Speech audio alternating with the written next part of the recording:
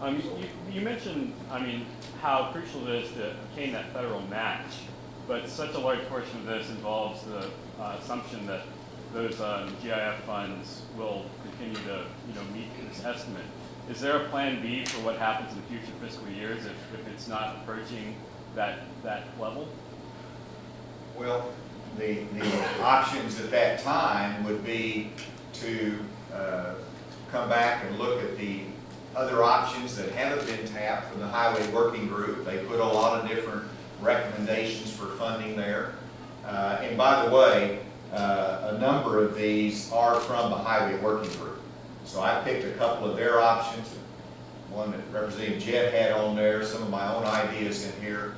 And so if somehow our expectations in life and the historical precedences are not fulfilled, then we look at the other options that are there and make judgments at that time. Your comment that this plan is contingent on federal funds that come through Medicaid expansion, could that be considered as kind of a shot across the bow at maybe some former private option supporters that have recently expressed some concern with continuing the program? I really tried to phrase it in a way that it's not perceived in that way. I'm not trying to be threatening. I'm not trying to be alarmist, but I think I'd be remiss if I didn't have this news conference talking about the highway plan and utilizing $40 billion of unallocated surplus if I didn't have that asterisk there. So it's really a matter of full disclosure and honesty in my presentation here. So that's a realistic view of it and a realistic presentation. How much has the general revenue and the surplus been for the past 5 years? The surplus in the past 5 years and last, it's averaged $48 million. I think that might be over the last, half of it's been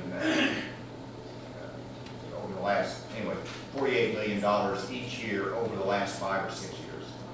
You said you'd work with the legislature to help offset some of the general revenue dollars. Do you have any specific suggestions on how to do that? I've presented some on the table.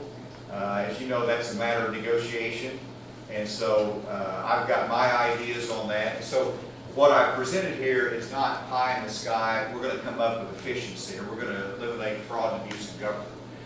That's really important for you to understand. I have a very specific way in which that can be accomplished, in addition to general efficiencies. But this is a matter of negotiation with the legislature as to how to achieve those efficiencies and those savings. So I don't want to lock myself into a non-bargaining position. So I want to let you know I have specifics there. It is doable. I need the cooperation of the legislature. They might come in and say, we don't like your idea, but here's another idea. And if they come up with those savings and it's reasonable, we'll be able to work that out. So are there going to be any more highways being built here? I sure hope there's more highways being built here. Scott Bennett, are we going to build some more highways? Absolutely. Governor, for those watching at home saying, how does this impact me? Why is this important to me? What's your answer to that? Everybody wants new highways. They didn't want to, in this economy, have higher taxes in order to pay for those highways. So what it means to them is we're not going to get our cake and eat it too in that sense, but we are going to be able to pull together with a more efficient government with a conservative approach to this, fund highways and not raise taxes. That's what it means to the average person out there. And so we're going to be able to capture the $200 million in federal money available every year without raising taxes, and that's what it means to the person filling their tank of gas.